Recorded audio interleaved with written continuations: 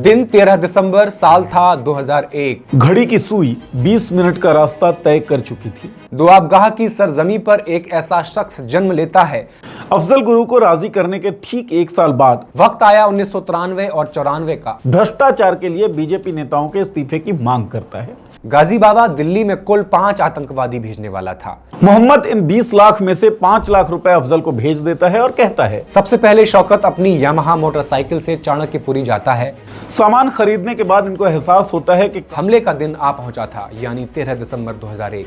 2001 के दौरान पुराने संसद भवन में भागते हुए आतंकवादियों की कार इनके काफिले से टकरा जाती है। जब ये गेट नहीं खुलता तो फायरिंग करते हुए गेट नंबर 1 की तरफ भागने लगते हैं। इन 5 आतंकियों के मारे जाने के साथ ही अफजल, शौकत और गिलानी के खिलाफ गवाही खत्म हो चुके थे। I regard myself as a soldier, though a soldier of peace. Let us leave aside slogan. At the stroke of the midnight hour, Bharat के पार्लियामेंट पर अटैक कोई मामूली बात नहीं थी। इस हमले को अंजाम देने वालों को और हर उस मोहरे को जो इसके लिए जिम्मेदार था, उसे पकड़ना पुलिस की पहली प्राथमिकता बन चुकी थी। दिल्ली पुलिस हेडक्वार्टर से लेकर खुफिया एजेंसियों तक माहौल तनावपूर्ण था और एक बड़ी इन्वेस्टिगेशन शुरू की जा रही थी। पार्लियामेंट का कोना कोना एग्जामिन करने के लिए सुरक्षित किया जा रहा था। फोरेंसिक टीम के एक्सपर्ट सबूत जुटाने में लगे हुए थे। एक टीम सफेद एम्बेसडर की जांच कर रही थी, जिसमें 5 आतंकी गोला बारूद के साथ पार्लियामेंट में दाखिल हुए थे। कार से कुछ ड्राई फ्रूट्स के साथ 30 किलो विस्फोटक पदार्थ बरामद किया जाता है। कार की छानबीन के बाद एक्सपर्ट की टीम गेट नंबर 1 की तरफ बढ़ती है, ठीक उस जगह जहां आतंकियों के लीडर मोहम्मद का शव पड़ा हुआ था। यही वह जगह था जहां से इन्वेस्टिगेशन टीम को एक बड़ा सबूत हाथ लग चुका था। ये 3 सिम कार्ड ऐसे थे जिससे कई सारे अलग अलग नंबर्स डायल करके बात की जा चुकी थी। तीनों सिम के साथ एक्सपर्ट टीम को एक जीएसएम कम सैटेलाइट नंबर भी मिला था। वही जीएसएम कम सैटेलाइट नंबर जिससे मोहम्मद गाजी बाबा से बात हुआ करती थी। एक्सपर्ट टीम गेट नंबर 9 की तरफ बढ़ी, जहां राणा, राजा, हमजा के शव पड़े थे। उनके तफ्तीश की गई तो जेबों से कुछ पर्चियां हाथ लगी। इन पर्चियों में कई सारे नंबर दर्ज थे। हालांकि इन नंबर्स से एक्सपर्ट टीम कुछ खास हासिल कर नहीं सकी, लेकिन उनमें एक नंबर ऐसा था जिसने इस पूरे ऑपरेशन का पर्दाफाश कर दिया। 5 आतंकवादी जिस फर्जी आईडी कार्ड को लेकर संसद परिसर में दाखिल हुए थे, वो आईडी कार्ड पुलिस के हाथ लग गए। पुलिस को इन 5 आईडी कार्ड में एक चीज कॉमन दिख रही थी और ये एक फोन नंबर था जो 5 आईडी कार्ड पर सेम था। इस नंबर की जांच कर रहे थे इंस्पेक्टर मोहन चंद्र शर्मा। जब पूछताछ शुरू की गई तो सामने आया कि यह नंबर 6 नवंबर 2001 को एक्टिवेट हुआ था। ये एकमात्र एक ऐसा नंबर था जो सभी के साथ संपर्क में रहता था, लेकिन उस खास समय पर यह बंद था जब हमले को अंजाम दिया जा रहा था। अब इस नंबर के बारे में फाइनल रिपोर्ट सामने आती है तो पता चलता है कि इस नंबर से आतंकवादियों के मुखिया मोहम्मद को अलग अलग समय पर 3 बार कॉल किया गया था। एक बार सुबह 10:40 पर, फिर 11:04 पर और आखिरी बार सुबह 11:22 पर। पुलिस को अब यह आभास हो चुका था कि इस नंबर के सहारे इस केस के कई राज खोले जा सकते हैं। फिर उन्हें पता चला कि एक और नंबर है जो इस आईडी कार्ड वाले नंबर के संपर्क में लगातार बना रहता था और यह नंबर शौकत का था। इसलिए जब शौकत के इस नंबर को भी ट्रेस किया गया तो उन्हें पता चला कि एक और नंबर है तीसरा जो शौकत के संपर्क में था और ये तीसरा नंबर था गिलानी का। अब तक कुल 3 नंबर थे जो पुलिस के हाथ लग चुके थे, जिनमें पहले 2 नंबर एसआर कंपनी के थे और अब पुलिस इन तीनों नंबर के ही पीछे थी। शुरू के 2 नंबर्स के बारे में पुलिस को ज्यादा जानकारी थी नहीं, लेकिन तीसरा नंबर जो गिलानी का था वो एयरटेल कंपनी का नंबर था और वो एकमात्र नंबर था जो अब भी काम कर रहा था। इतना ही नहीं, गिलानी इस नंबर का भुगतान अपने एसबीआई कार्ड से किया करता था। ये एक बड़ी लीड थी जो पुलिस के लिए काम आसान करने वाली थी। तमाम जानकारियां जुटाने के बाद पुलिस गिलानी के मुखर्जी नगर वाले एड्रेस का पता लगाने में सफल हो जाती है। उधर इंस्पेक्टर मोहन चंद्र शर्मा अब भी इन तीनों नंबरों पर निगरानी बनाए हुए थे। पूरी टीम इन नंबरों पर आने वाले किसी भी कॉल को सुनने का इंतजार कर रही थी। फिर आया 14 दिसंबर 2001 का दिन।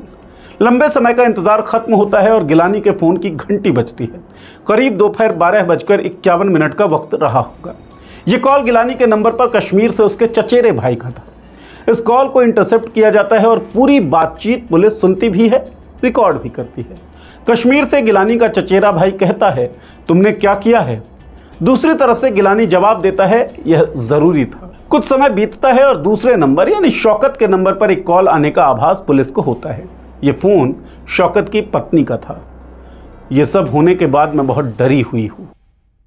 शौकत और उसकी बेगम के बीच हमले से जुड़ी हुई बातों का सिलसिला शुरू होता है। इन बातों में एक बार गिलानी के नाम का भी जिक्र किया जाता है। इस फोन कॉल के बाद पुलिस निकल पड़ती है और 14 दिसंबर 2001 के दिन गिलानी को उसके घर से गिरफ्तार कर लिया जाता है। पुलिस कस्टडी में आने के बाद पूछताछ शुरू की जाती है। साम दाम दंड भेद पुलिस गिलानी से सारा का सारा सच उगलवा लेती है। बाकी के 2 नंबर जो पुलिस के पास थे उनका खुलासा होता है। जो पहला नंबर था वो अफजल गुरु का था और दूसरा शौकत का। पुलिस अफजल शौकत कहाँ हैं, कहाँ प्लान बना, किसने मदद की, गिलानी एक एक करके सारे सवालों का जवाब उगल देता है। पुलिस गिलानी को साथ लेकर अब शौकत के घर रवाना होती है। शौकत फरार था लेकिन उसकी पत्नी अफशां गुरु उसके घर में मौजूद थी। उसकी पत्नी को गिरफ्तार किया जाता है। गिरफ्तारी के बाद अफशां गुरु स्वीकार करती है कि उसे संसद हमले की पूरी योजना के बारे में पहले से ही जानकारी थी। अफशां गुरु पुलिस को बताती है कि शौकत और अफजल दिल्ली में नहीं हैं। एक ट्रक का नंबर बताती है जिसमें बैठकर वे श्रीनगर के लिए निकल चुके हैं। दिल्ली पुलिस द्वारा ये खबर श्रीनगर पुलिस को भेज दी जाती है। अगले दिन यानी 15 दिसंबर 2001 को सुबह करीब 11:30 बजे अफजल और शौकत को श्रीनगर में ही गिरफ्तार कर लिया जाता है। दिल्ली पुलिस श्रीनगर पहुंचती है तो दोनों के पास से 10 लाख रुपए, एक नोकिया का मोबाइल और एक लैपटॉप बरामद किया जाता है। दोनों को श्रीनगर से दिल्ली लाया जाता है। ये वही लैपटॉप होता है जिसे लीडर मोहम्मद ने गाजी बाबा को देने के लिए अफजल से कहा था।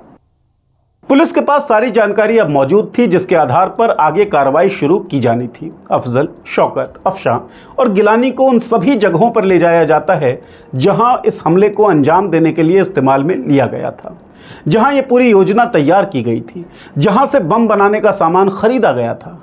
फिर आया दिन 17 दिसंबर 2001। पुलिस उन्हें लेडी हार्डिंग मेडिकल कॉलेज के शवगृह में ले जाती है जहां आतंकवादियों के मृत शरीर की पहचान की जानी थी। पहचान हो भी जाती है। सारी तैयारियों और सबूतों को इकट्ठा करने के बाद एसीपी राजवीर सिंह इन चारों अपराधियों को मीडिया के सामने लेकर आते हैं। मीडिया को दिए इस इंटरव्यू में अफजल को छोड़ बाकी तीनों सवालों का जवाब देने से इनकार कर देते हैं। सिर्फ अफजल ही मीडिया से बात कर रहा था। इस दौरान अफजल एक पल के लिए रुकता और कहता, गिलानी का इसमें कोई रोल है नहीं, जिससे जाहिर है एसीपी राजवीर उसको डांटकर चुप करा देते हैं। अफजल, शौकत, अफशां और गिलानी चारों पर मुकदमा चलाया जाता है लेकिन पुलिस के पास इन चारों को सजाए मौत दिलवाने के लिए सबूत अभी अपर्याप्त थे। नतीजतन एक लंबा ट्रायल चलता है और फिर शौकत की पत्नी अफशां को रिहा कर दिया जाता है। बाकी तीनों को दिल्ली के पीओटीए कोर्ट में फांसी की सज़ा मुकर्रर कर दी जाती है।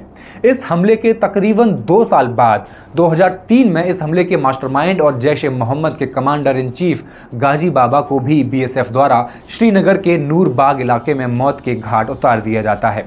कोटा कोर्ट से फांसी की सज़ा मिलने के बाद इन तीनों के फैसले को दिल्ली हाई कोर्ट में चैलेंज किया जाता है। गिलानी का केस लड़ते हैं एडवोकेट राम जेठमलानी, उस समय के सबसे महंगे और नामी गिरामी वकील। केस पर बहसें शुरू होती हैं तो पुलिस भी सबूत इकट्ठा करने में जुटी होती है, लेकिन पुलिस गिलानी का आतंकियों से सीधा कोई संबंध स्थापित नहीं कर पाती और 2003 में सबूतों के अभाव में गिलानी को भी बरी कर दिया जाता है।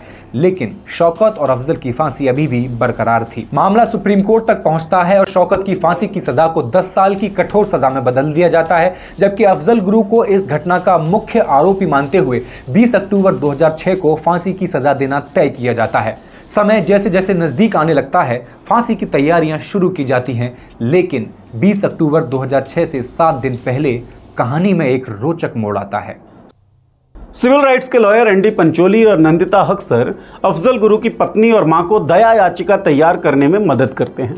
साथ ही एडवोकेट नंदिता हक्सर अफजल गुरु की मां, पत्नी और बेटे को सुझाव देते हैं कि उन्हें राष्ट्रपति डॉक्टर एपीजे अब्दुल कलाम से मुलाकात का समय मांगना चाहिए।